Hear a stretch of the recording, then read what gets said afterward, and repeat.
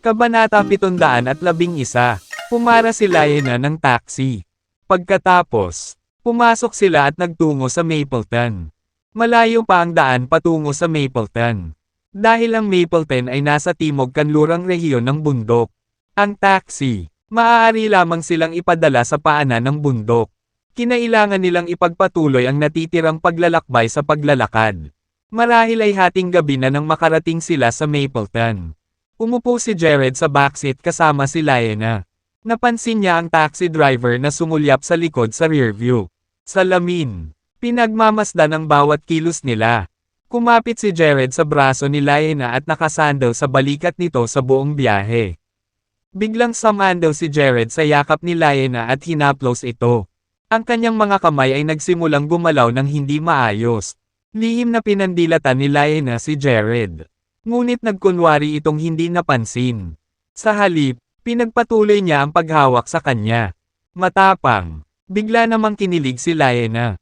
Damang-dama niya ang pagdampi nito sa kanyang sensitibong lugar paminsan-minsan.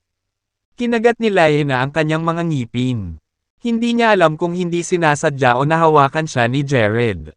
Sinasadya. Naramdaman niya ang isang alon ng hindi pamilyar na sensasyon, na naging sanhi ng pag-igting ng kanyang katawan. At the same time, siya, kinagat ang ibabang labi para hindi makagawa ng ingay. Hindi nagtagal, namula ang mukha ni Liana, at bumilis ang kanyang paghinga. Malakas niyang tinulak si Jared. Sinusubukan, para pigilan siya sa paggalaw pa. Wala pang lalaking nakahawak sa kanya ng ganito kalapit. Sa makatuwid, natakot siya, na mawawalan siya ng kontrol sa sarili. Ang 2 oras na paglalakbay sa sasakyan ay parang 1 taon para kay Liana. Halos matamba siya sa kinauupuan niya dahil sa kakaiba. Pakiramdam. Hindi nagtagal. Dumating ang taxi sa paanan ng bundok. Ngumiti ang taxi driver at pinagbuksan siya ng pinto. MS. Liana, nakarating na kami. Binabati kita sa pagkumpleto ng iyong misyon. Naghihintay si Poison King. Ikaw. Napatingin si Liana sa taxi driver na may pagtataka. Hindi niya inaasahan na isa siya sa mga ito. Mga kampa ng Poison King. Sa kabutihang palad, sila ni Jared ay hindi kumilos ng walang karakter sa taxi o sabihin anumang bagay.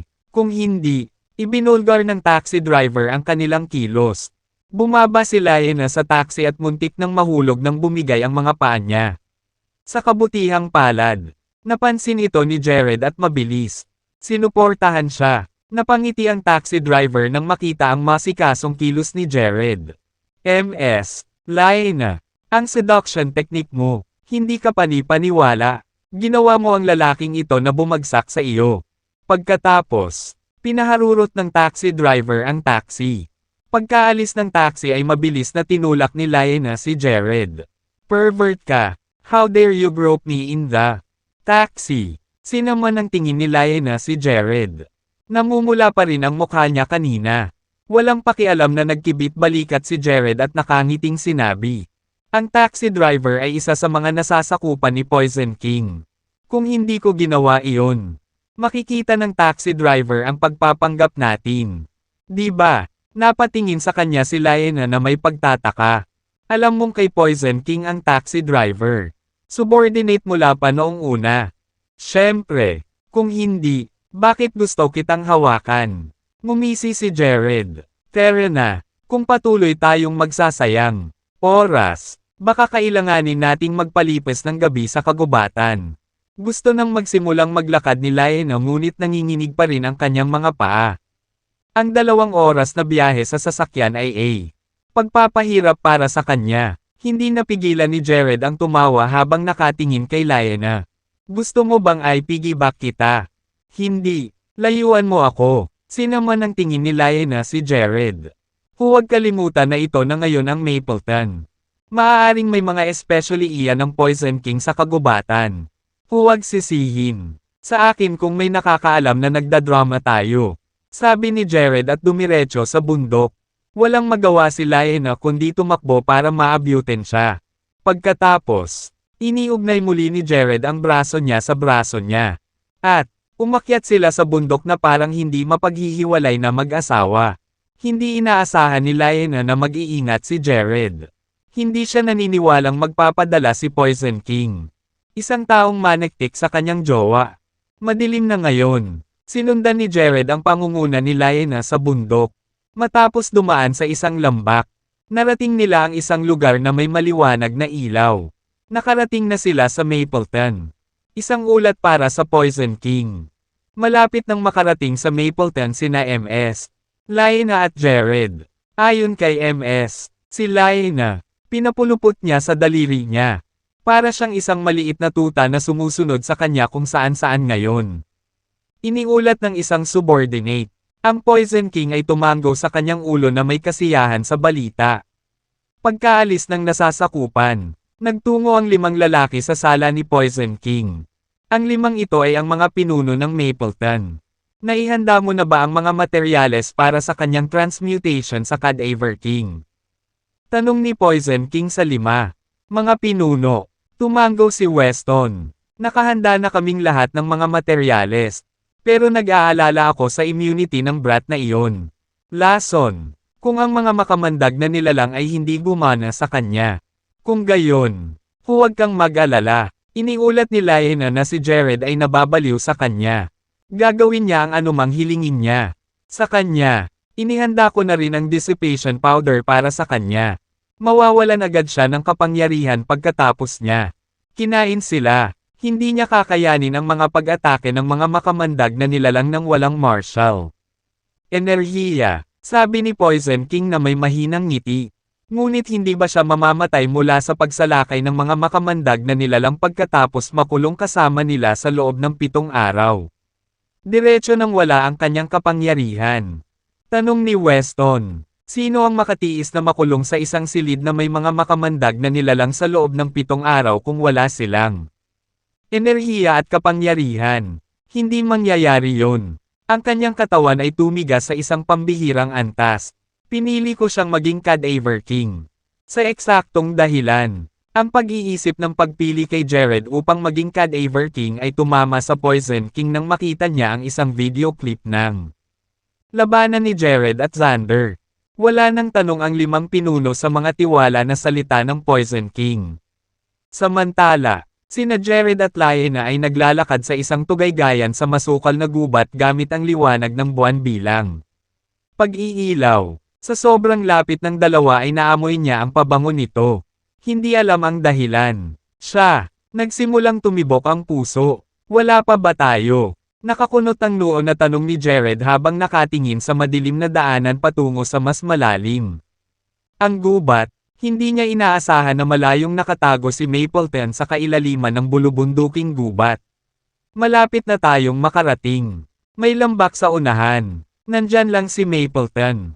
Paniniguro ni Lyanna. Tinuro niya ang isang direksyon. Nang walang anumang pagpipilian kundi tanggapin ang kanyang mga salita para dito. Si Jared ay patuloy na humakbang pasulong na sinundan si Lyanna. Nagbitiw. Sa wakas ay nakarating ang dalawa sa Mapleton sa hating gabi. Medyo marami ang mga guard na nagbabantay sa entrance gate. Agad nilang binuksan ang gate nang makita si Lyanna. MS, Lyanna, nakarating ka na sa wakas. Dumating. Hinihintay ka ni Poison King. Nagulat si Lyanna. Hindi niya akalain na maghihintay pa rin si Poison King sa kanya ngayong gabi na. Maaari. Naiinip ba siya na gawing Cadaver King si Jared? Sige. Nakuha ko. Tumanggo si Lyanna bilang pagkilala habang inaakay si Jared sa mga tarangkahan papasok sa Mapleton. Napuno ng inggit ang mga gwardya nang makita nilang nakakapit si Jared sa braso ng magandang Lyanna na may matako na tingin. Sa kabila ng matagal na pagnanasa kay Lyanna, hindi sila gumawa ng anumang hakbang para ligawan siya dahil siya ay hindi nila maabot sa mga tuntunin ng kanyang mga kakayahan at katayuan. Pagkatapos ng lahat, siya ang diyosa ng poison. Hari, sa ilalim ng pagsisiyasat ng mga gwardya, pumasok si Jared sa mga tarangkahan ng Mapleton. Kumapit kay Lyanna. Sa isang sulyap, napansin niyang gumamit sila ng kahoy sa paggawa ng karamihan sa mga istruktura. Habang naglalakad siya ng mas malalim sa nayon, isang dalawang palapag na cabin ang bumungad sa kanya. Ito ay mas malaki at mas engrande kaysa sa iba pang mga istruktura. Siya, inaakalang ang cabin na iyon ay tirahan ng Poison King dahil ito ay nasa gitna ng nayon. Sa pag-aakala niya, dinala siya ni Lyanna sa cabin. Isang gwapong lalaki na may puting sideburns ang umupo sa host. Upuan sa sala. 5 iba pa ang nakahilera sa tabi niya. Nakilala sila ni Jared bilang 5 pinuno dahil mayroon siya. Nakita sila dati. Gayunpaman, pagkatapos niyang tumuntong sa sala, inalis niya ang tingin sa paligid at itinoon ang pansin. Kay Lyanna, hinigpitin niya ang pagkakahawak sa braso nito. Ipinagpatuloy ang kanyang pagkilos bilang palda-habol. Ninong, isinama ko si Jared. Sabi ni Lyanna na may neutral na ekspresyon. Pinag-aralan ng Poison King si Jared at napansin nito ang kasakiman ng huli sa kanyang mukha at ang matinding tingin sa kanyang mga mata. Ito ay, mahirap paniwalaan na ang lalaking ito ang pumatay kay Xander. Isang martial master. Pag-abot sa antas ng isang martial. Napakahirap ng arts grandmaster. Ilang taon nang nagsanay si Xander sa paghihiwalay upang tumaas sa ranggo ng martial arts grandmaster. Para lang mapatay ng lalaking ito dito. Dahan-dahang tumawid ng silid si Poison King kay Jared habang nagsasalita ito. Nakatayo siya ngayon malapit kina Jared at Lyanna. Sumikip ang tiyan ni Lyanna nang mapansin ang Poison King na sinusuri ang tingin kay Jared. Siya ay nag-aalala na mahuli niya ang anumang mga pagkukulang. Lyanna, tanggalin mo ang shirt niya. Utos ni Poison King out of the blue. Natinanggal siya sa kanya. Naisip, natigilan si Lyanna sa biglaang pakiusap nito. Bakit ang kahilingan? Ninong. Nagtataka si Lyanna kung bakit hiniling ni Poison King na tanggalin ni Jared ang kanyang pang-itaas. Lumakas ang tibok ng puso ni Jared sa kabila ng malaswang ngisi na pinanatili niya. Pervert ba ang Poison King? Ano ang gagawin ko kung magkagusto siya sa mga lalaki? Ako ay tuwid bilang isang pana. Lalong lumakas ang tibok ng puso ni Jared habang nagmumuni-muni. Kung ang Poison King na ito ay may ibang sexual na oryentasyon. Saka ako gagawa ng hakbang para patayin muna siya. Hindi ko ibibigay ang virginity ko sa isang lalaki. Kumunat ang noo ni Poison King sa tanong ni Lyanna. Sundin mo ang utos ko. Hindi ko na kailangang ipaliwanag ang aking mga aksyon. Ikaw. Nang mapansin ni Lyanna ang pagkairite sa tono nito. Agad na itinikom ni Lyanna ang kanyang bibig at nagbitiw na tingin kay Jared. Jared, tanggalin mo yang sando mo. Matiim na tinitigan ni Jared si Lyanna sa hiling nito at sinundan ito ng masamang ngiti. Bakit mo ako tinatanong? Tanggalin mo yung shirt ko. Gusto mo bang gawin ito sa harap ng madla? Kulayan ako nagulat. Hindi kita kinuha para sa isa na gustong gawin ito sa harap ng madla. Ang pag-iisip lang tungkol dito ay naayos ko na ang lahat. Hinubad ni Jared ang kanyang sando at inihayag ang kanyang magandang tono ng katawan. Isang nasisiyahang kinang ang sumilay sa mga mata ni Poison King sa katawan ni Jared. Inabot niya ang isang kamay patungo sa braso ni Jared. At pinisil-pisil ito na may halong inggit. Nakaramdam ng goosebump sa kanyang balat. Inalis ni Jared ang kanyang kamay. Anong ginagawa mo? Ayoko sa lalaki. As expected, matigas ang katawan mo. Hindi magtatagal hanggang sa araw kung kailan maghahari ang Mapleton sa kabuuan. Timog Kanlurang Domain. Matagumpay na tumawa si Poison King. Pagkatapos ay kinawayan si Lyanna pasulong. Halika dito. Lyanna. Humakbang papalapit si Lyanna kay Poison King. Tumalikod ang huli kay Jared. Itinago ang kanyang mga aksyon bilang. May inabot itong maliit na bag ng powder sa kanya. Bamulong ito sa kanya. Ilagay mo ang ilan sa dissipation powder na ito. Pagkain ni Jared mamaya. Huwag mong hayaang hawakan kanya kapag kasama mo siya ngayong gabi. Alam mo ang kahihinatnan. Kung mawawala ang virginity mo. Tahimik na tumango si Lyanna habang tinatanggap ang maliit na bag. Gusto niyang magtanong tungkol sa kanyang mga magulang ngunit alam niya ang panganib na ilalagay niya sa sarili kapag siya ay direktang nagtanong. Kung ang mga tao ng Mapleton ay pinatay ang kanyang mga magulang. Hindi siya makakakuha ng anumang mga sagot mula sa kanyang ngunit. Itataya din ang kanyang buhay. Lahat tama. Huli na. Magpahinga na kayong lahat. Itinaway ni Poison King ang kanyang kamay upang ikalat ang mga tao nang bumalik siya sa kanyang silid. Ang 5 pinuno ay may mapanuksong ngiti sa kanilang mga mukha habang nakatingin sila sa walang sando na si Jared. Kahit na makapangyarihan ang kapwa, nahulog pa rin siya sa bitag ni Laena sa huli. Sobra para talunin ang isang marshal. Master, pagkaalis ng lahat, inakay ni Laena si Jared sa kwarto niya. Isang halimuyak ang sumalubong kay Jared nang makapasok siya sa kanyang silid. Sa isang sulyap, ang silid ay malinis at maayos. Nakasabit sa may bintana ang ilan sa mga kasuotan ni Laena para matuyo. Napansin ni Laena ang kanyang tingin sa kanyang mga damit pang ilalim. Namula si Laena at galit na ibinaba iyon at pinalamanan. Sila sa kanyang aparador. Hindi ko alam na mahilig ka sa pulang bra. Nakangiting pang-asar ni Jared sa kanya. Hindi niya sinaway ang panunokso nito at sinaman lang siya ng tingin. Pagkatapos ay ibinato ang isang set ng kumot sa sahig. Sa sahig ka matutulog ngayong gabi. Huwag mo nang isipin ang pagtawid sa linya kasama ako. Gagawin kita. Magbayad ka kung gagawin mo. Huwag kang mag-alala. Gentleman ako. Hindi kita pipilitin. Sa katunayan, gusto kong gawin mo ito ng kusa kung gusto ko. Matulog sa iyo. Isang confident na ngiti ang isinalubong sa kanya ni Jared habang inaayos ang kanyang kutsan sa sahig. Sino sa mundo ang gustong matulog sa iyo?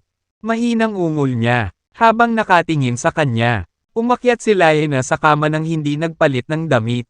Hindi niya sinabi kay Jared ang tungkol sa dissipation powder dahil wala siyang planong ipack-in ito sa kanya. Alam na siya ay magiging isang karaniwang tao na naghihintay sa kanyang kamatayan kung mawawala ang lahat ng kanyang kapangyarihan. At nabawi ang mga ito pagkatapos ng 12 oras. Matagal siyang nakahiga sa kama at hindi makatulog. Nang marinig ang walang pakialam na hilik ni Jared. Napaupo siya ng maramdaman. Bigo, nako, paano ka pa nakakatulog ng mahimbing na alam mong malapit ka ng maging Cadaver King? Nagpalit siya ng all-black catsuit. Pagkatapos ay lumabas ng kwarto. Dahil hindi niya matanong ang Poison King. Nang direkta, kailangan niyang idikit ang kanyang ilong upang maghanap ng mga pahiwatig tungkol sa kanyang mga magulang. Saktong pagkasara niya ng pinto ng kwarto niya. Agad na nagmulat ng mata ang hilik na si Jared. Sa isang kulot ng ang kanyang mga labi, sinundan siya nito palabas. Pumunta siya sa ikalawang palapag kung saan natutulog si Poison King. Matapos manatili doon ng 20 taon, pamilyar siya sa cabin at sa oras ng pagpapatrolya ng mga gwardya. Ito ay isang piraso ng cake para sa kanya. Para iwasan ang lahat ng nagpapatrolyang gwardya. Hindi nagtagal. Nakarating siya sa ikalawang palapag. Wala siyang nahanap pagkatapos na maglibot sa common area. Alam niya na ang mga sikreto ng Poison King ay may kukulong sa kanyang kwarto. Ngunit may mahigpit na tuntunin iyon. Walang makapasok sa kanyang kwarto nang walang pahintulot niya. Ni minsan ay hindi siya pumasok sa kanyang silid sa loob ng 20 taon na pananatili niya sa Mapleton. Siya ay hindi kailanman curious about his bedroom until now when she needed to search for clues about her parents. Nagtago sa ilalim ng bintana patungo sa silid. Maingat siyang sumilip sa loob. Nanlaki ang mga mata niya pagkatapos ng tingin. Ang loob ng silid. Ang buong silid ay pinalamutian ng maligaya na may pulang kumot at mga ilaw ng engkanto bilang. Kahit na ito ay para sa isang bagong kasal. Wala siyang narinig na kahit ano tungkol sa Poison King na kumuha ng nobya sa kanyang pananatili sa Mapleton. Kaya bakit siya palamutihan ang kanyang silid sa ganoong paraan? Ang mga dekorasyon ay tila kamakailan lamang. May balak ba siyang magpakasal sa lalong madaling panahon? Inalis niya ang mga iniisip sa likod ng kanyang isipan at ibinalik ang kanyang pagtuon sa kanyang misyon. Minsan siya, siguradong tulog si Poison King. Pumasok siya sa kanyang silid. Gamit ang magaan na mga daliri at paa. Nagsimula siyang maghanap sa paligid. Simple lang ang furnishing sa loob ng kwarto. Mayroon lamang isang mesa. Isang aparador, at ang malaking safe sa tabi nito. Nakatuon ang kanyang tingin sa metallic cube. Sa pag-aakalang itatago ni Poison King ang lahat ng kanyang confidential at mahahalagang dokumento sa loob nito. Isang pakiramdam ng kawalan ng kakayahan ang napuno kay Lion habang pinag-aaralan niya ito. Kahit na siya ay nagtataglay ng mga kasanayan sa martial arts, siya ay walang kakayahan upang buksan ang safe. Maaari niyang buksan ang safe sa pamamagitan ng puwersa.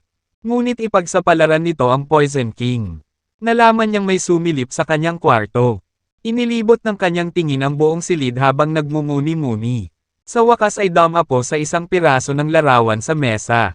Kinuha niya ang litrato. Sinilip niya ito sa ilalim ng liwanag ng buwan.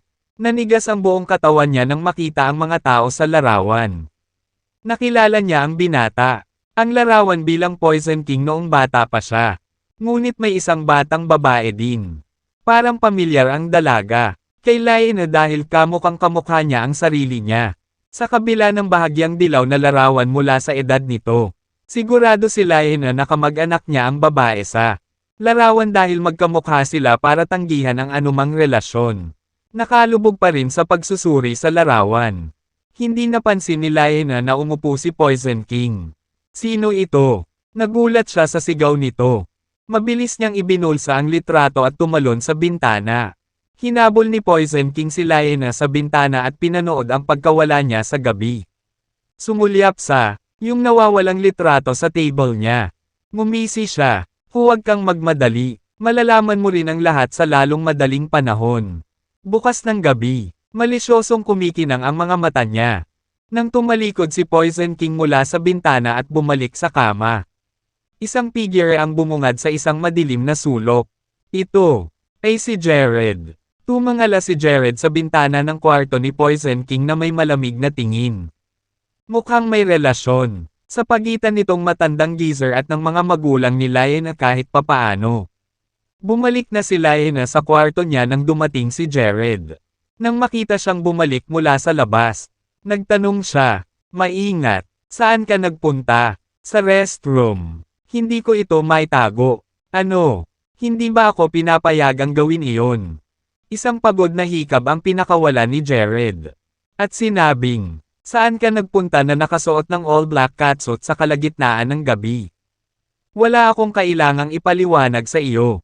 Pagpalat ng kanyang catsuit, umakyat siya pabalik sa kama. Mahigpit na hinawakan ang larawan.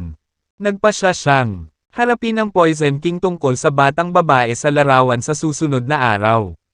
Dinala ni Lion si Jared sa cabin ng Poison King kinaumagahan. Pagtapak sa threshold, nakita nila, marami pang iba ang nagkukumpulan na naghihintay sa sala. Magpanggap ka na parang nawala lahat ng kapangyarihan mo mamaya. Siguraduhin mong walang nakakakita sa kilos mo. Lion, inutusan. "Bakit?" tanong ni Jared. "Huwag ka na masyadong magtanong. Gawin mo lang ang sinasabi ko." Sinaman siya ng tingin ni Lion. Tumanggaw si Jared at sumunod kay Lion sa sala. Hindi siya naglakas loob na salubungin ang mga tingin ni Poison King. Nakonsensya matapos na palihim na pumasok sa kanyang silid noong isang gabi.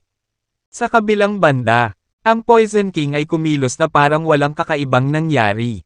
Nang mapansin ang kilos nito para lapitan siya, mabilis siyang humakbang papunta sa gilid nito nang may malungkot na mga mata at nakayuko.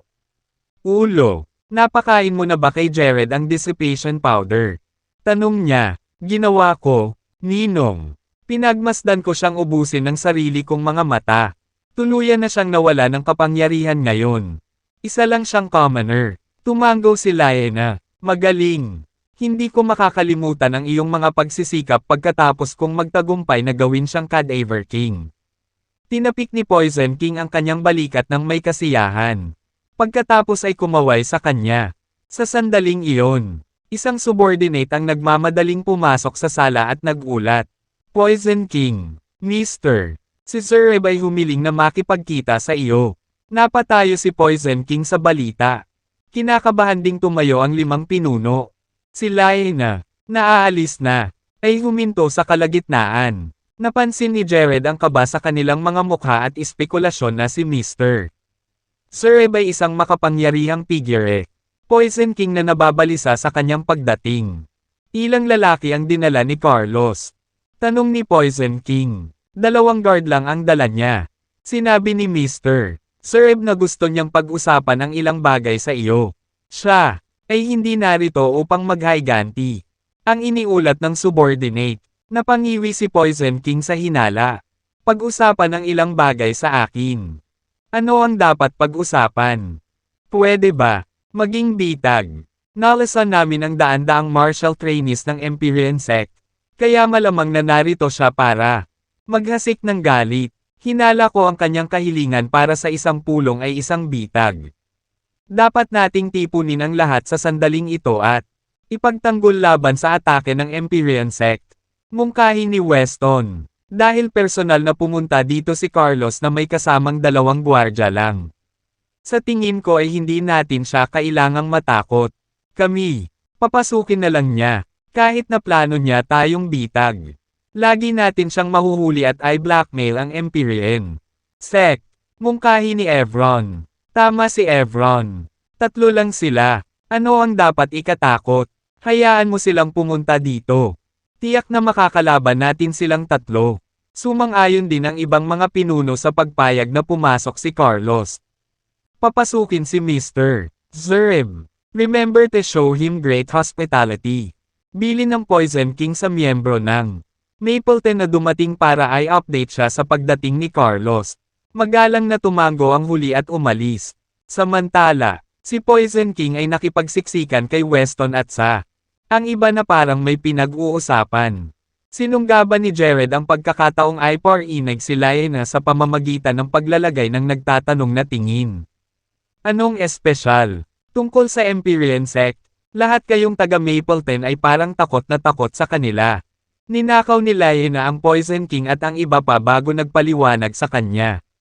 Ang base ng Empyrean Sect ay matatagpuan sa paligid ng 5 kilometro mula sa amin. Sa bundok sa timog ng Mapleton. Mapleton at ang Empyrean Sect ay mga mortal na kaaway. At narinig ko na ang magkabilang panig ay nagsimulang makipaglaban sa isa't isa bilang 1 siglo na ang nakalilipas. Na nagresulta sa malaking pagkawala ng mga buhay. For some reason, biglang nagkaroon ng drastic pagtaas ng bilang ng malalakas na alagad na mayroon sila. Bigla na lang, halos 20 bago na sila. Mga senior grandmaster, maging ang pinuno ng sekta nila ay umabot na sa antas ng martial arts grandmaster. Bilang isang, ang resulta, ang Mapleton ay inapi nila nitong mga taon. Huminto siya. At muling sumulyap kay Poison King at sa iba pa bago idinagdag. Kaya pala ang Poison. Balak ni King na linangin ang isang Cadaver King. Kaya hindi na natin kailangang yumukod muli sa Empyrean Sect. Kanina, sa daan-daang martial trainees mula sa Empyrean Sect ang napatay matapos makagat ng ating makamandag. Mga nilalang kapag sila ay lumabag sa ating lupain. Kaya naman, sobra na kaming aayusin nila ang score. Tayo, hindi ba sikat ang Mapleton sa kanilang ekspertong paggamit ng lason? Hindi alintana kung gaano kakilakilabot ang Empyrean Sect. Mga alagad, madali mo silang mapupuksa sa pamamagitan ng pagkalason sa kanila. Hindi ba? Natatarantang pabulaanan ni Jared. Hindi napigilan ni Lyanna ang pagtawa sa sobrang inis. Sobra mong tinansya si Mapleton. Matapos makipaglaban, sa loob ng higit sa 1 siglo. Paanong ang Empyrean Sect ay hindi napapansin ang kadalubhasaan ni Mapleton sa pagkalason?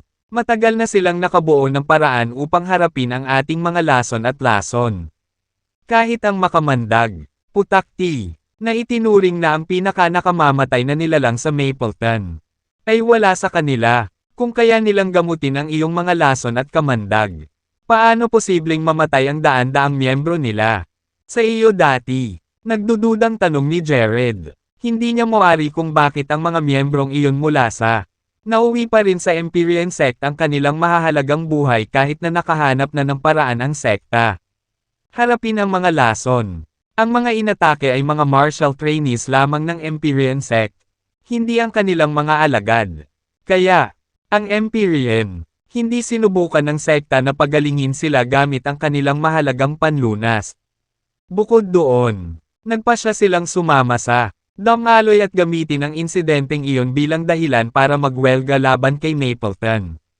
Paliwanag pa ni Lyanna. Nang marinig iyon, bumilis ang tibok ng puso ni Jared.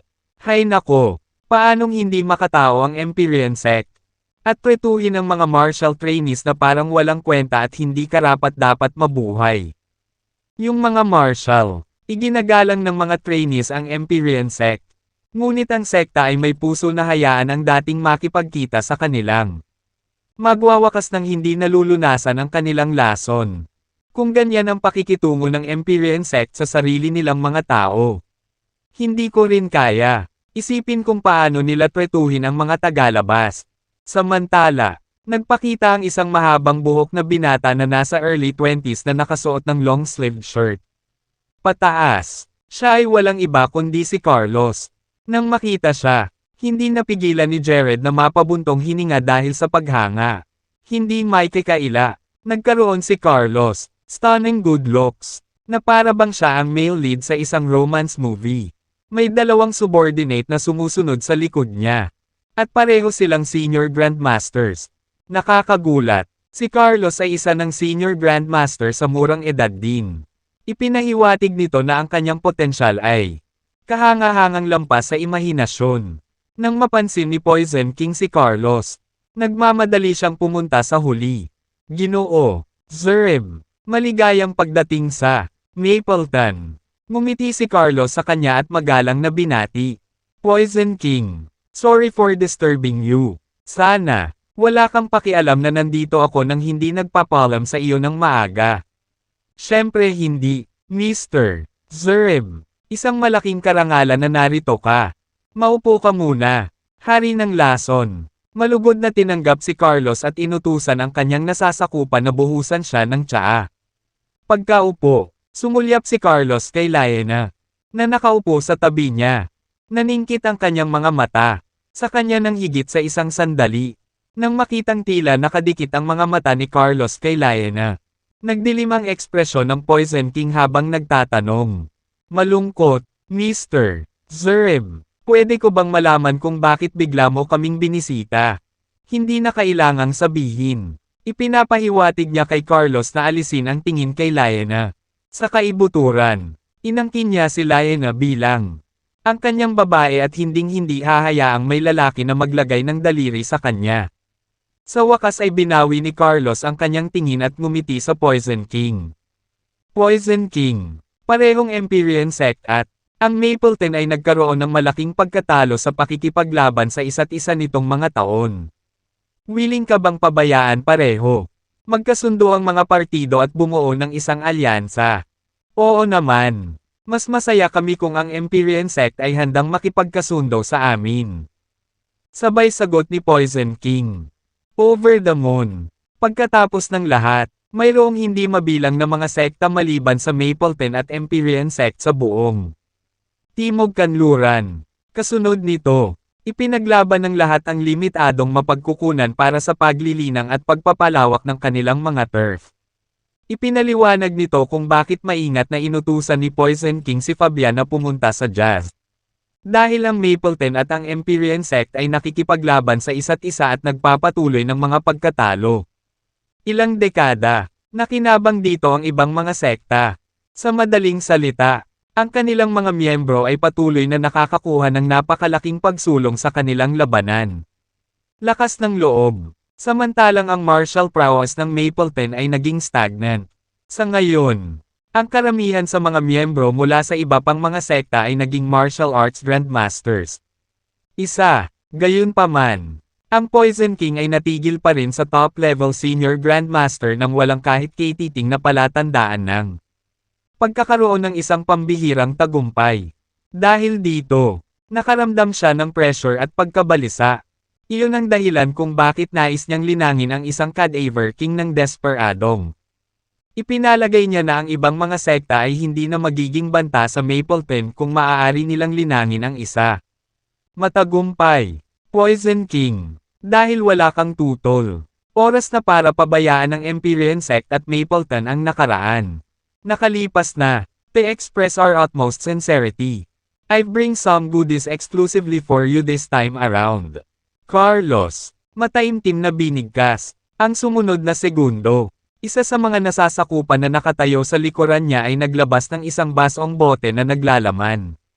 Malakristal na tubig. Tiningnan ito ni Poison King at nagtanong. Mr. Zereb, parang ordinaryong tubig mula sa mga bukal sa bundok. Paano ito magiging isang napakahalagang kayamanan?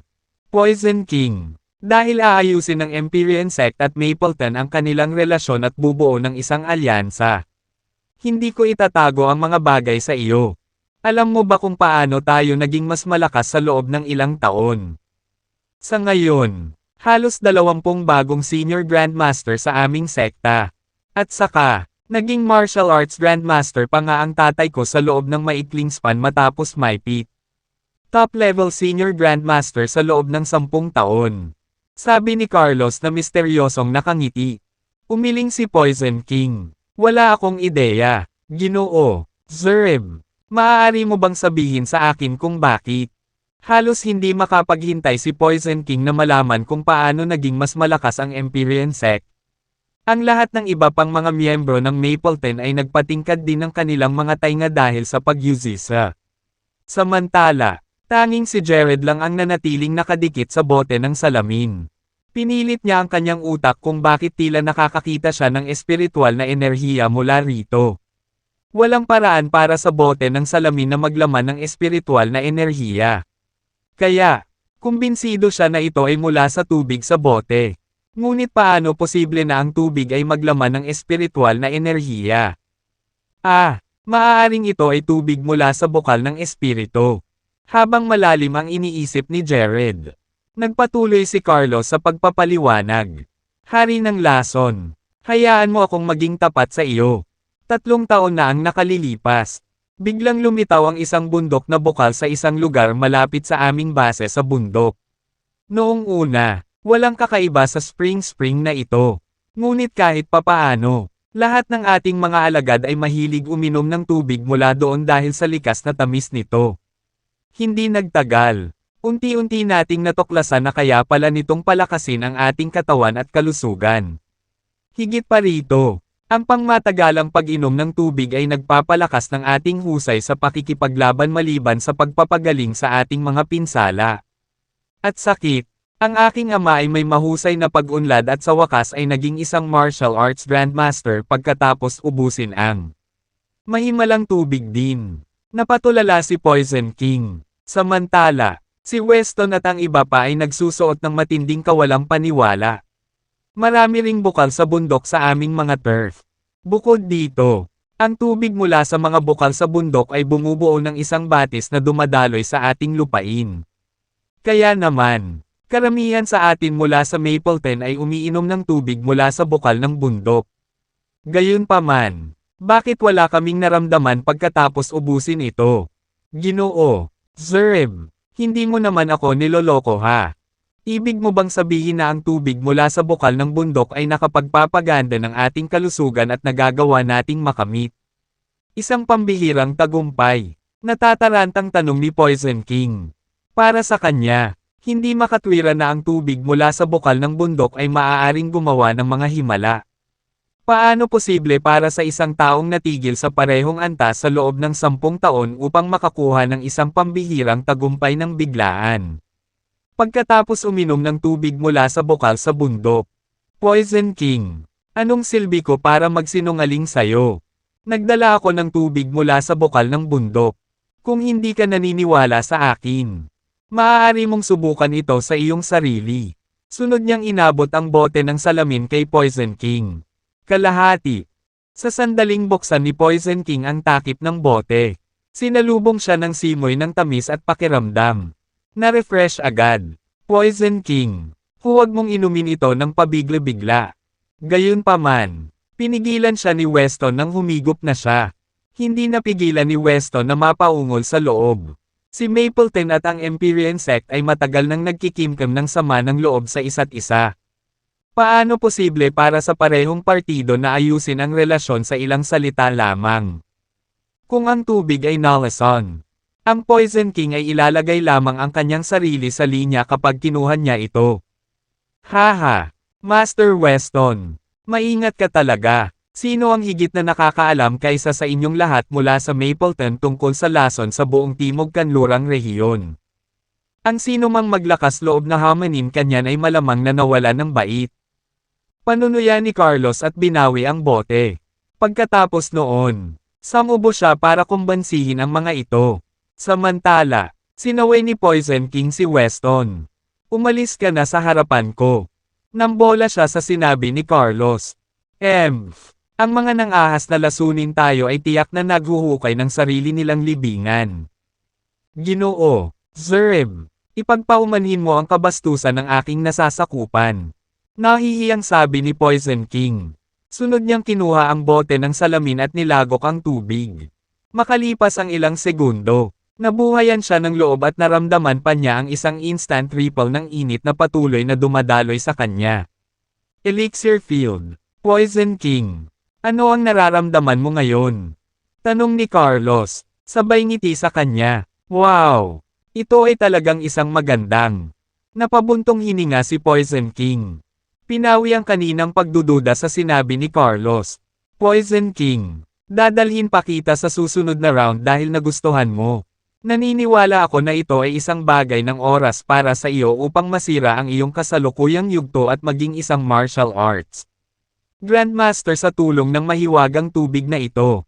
Natatawang sabi ni Carlos, Ginoo, Zerb, dinala mo kami ng napakagandang kayamanan. Masama ang pakiramdam namin kung walang maibabalik sa iyo bilang kapalit. Sabihin mo lang agad kung may gusto kang makuha sa amin.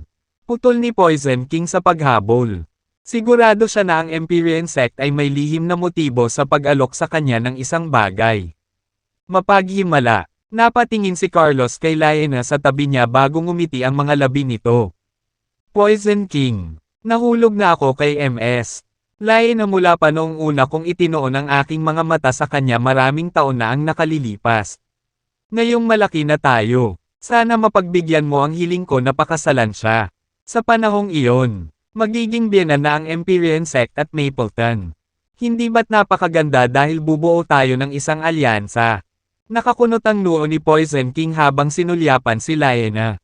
Hindi may kakaila. Matagal na niya itong tinatreto bilang kanyang babae matapos siyang palakihin sa loob ng 20 taon. Ngayong hiniling na ni Carlos na pakasalan siya. Nag-atubili siyang pakawalan siya. Gayunpaman, ang mahimalang tubig mula sa bukal ng bundok ay hindi mapaglabanan para sa Poison King. Nanag sa kanyang pagnanais na masira ang kanyang kasalukuyang yugto at maging isang martial arts grandmaster. Siya, sa huli ay nagngangalit ang kanyang mga ngipin. Sige, Ginoo, Zerb, pagbibigyan ko ang iyong hiling. Kailan mo balak ay escort siya pabalik sa Empyrean Sect? Makalipas ang 3 araw, wearing a look of sheer triumph. Inabot ni Carlos ang 3 daliri. Kahit na si Carlos ay tila isang karapat-dapat na bachelor. Hindi siya nagustuhan ni Laena.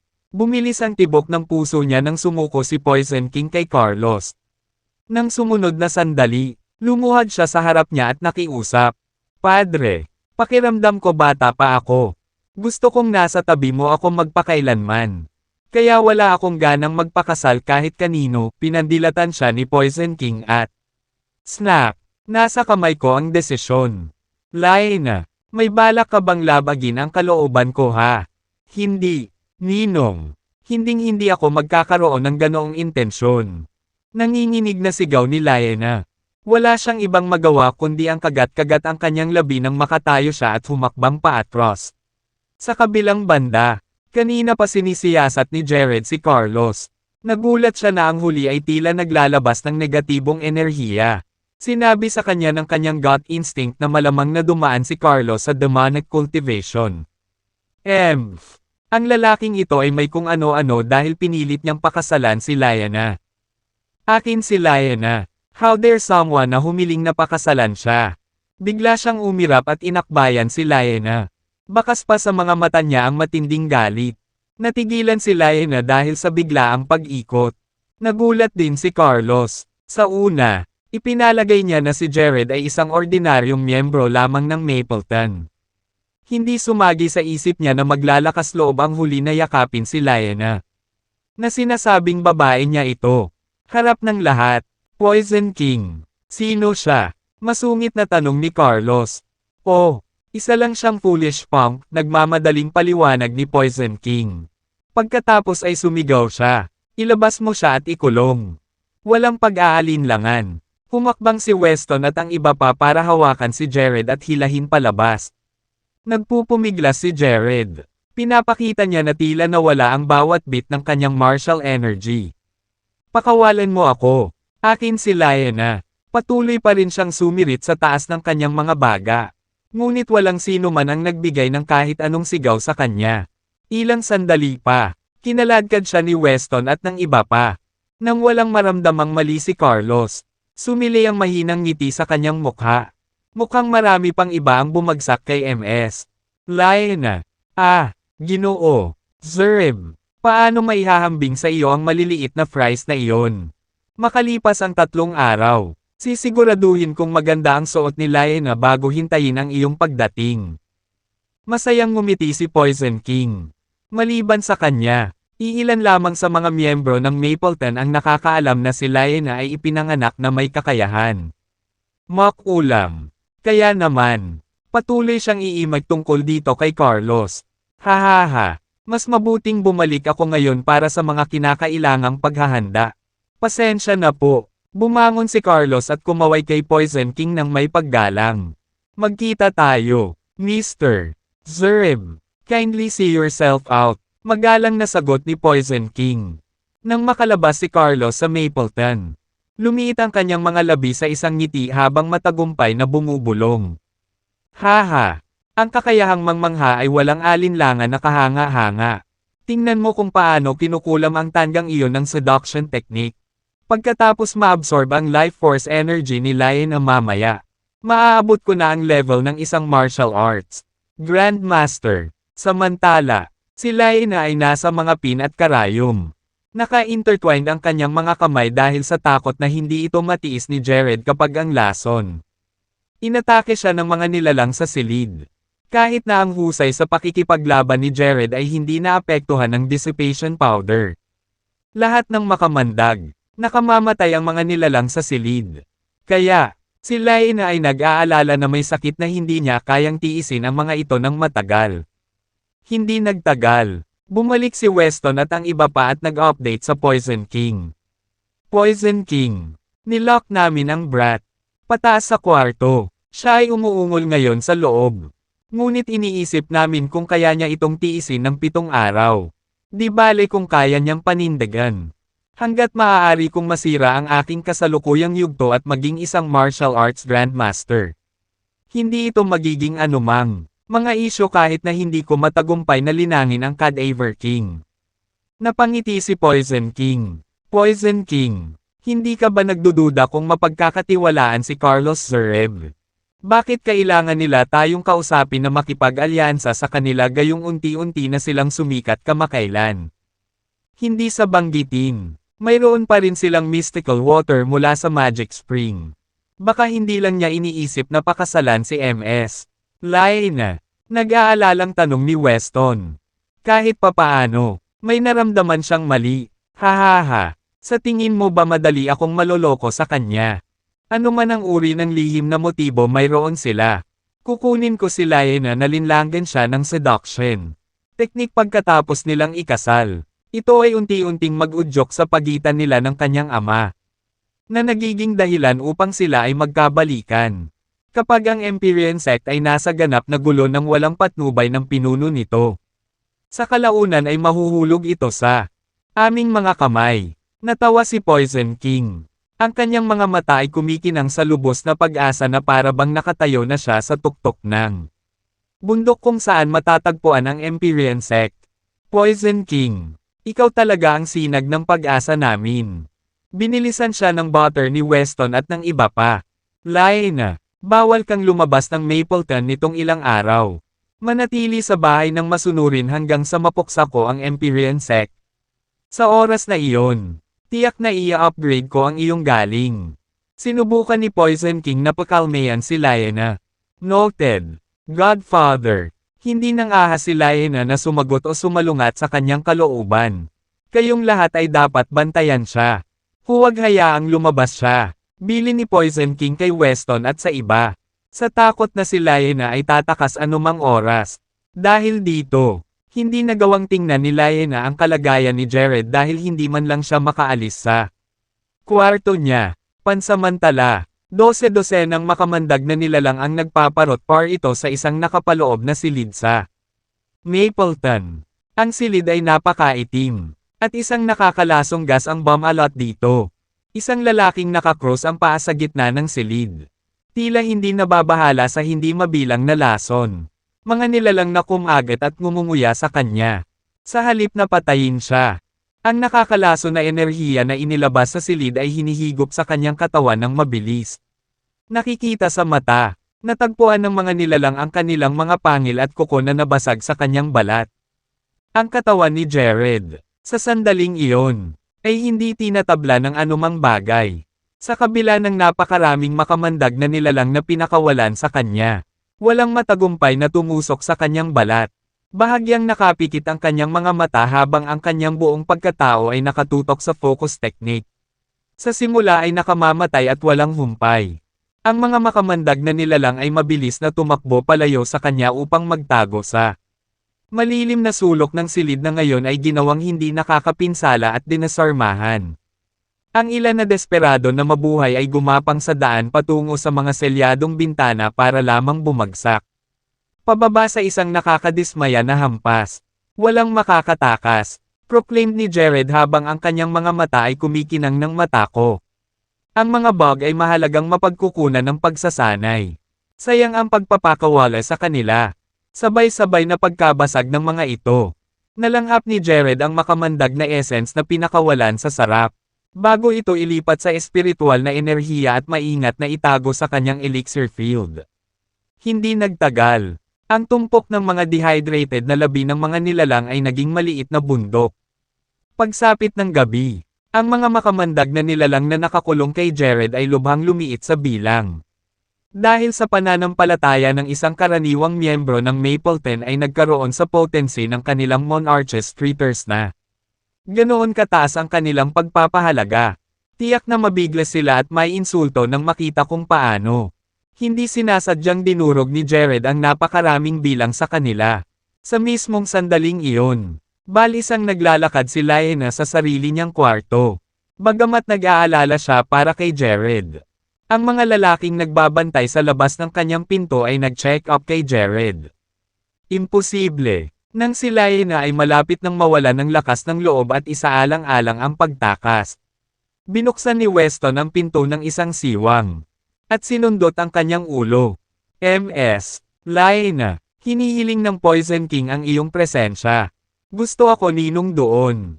Tanong ni Liana na nakakunot ang noo. Oo, kaagad.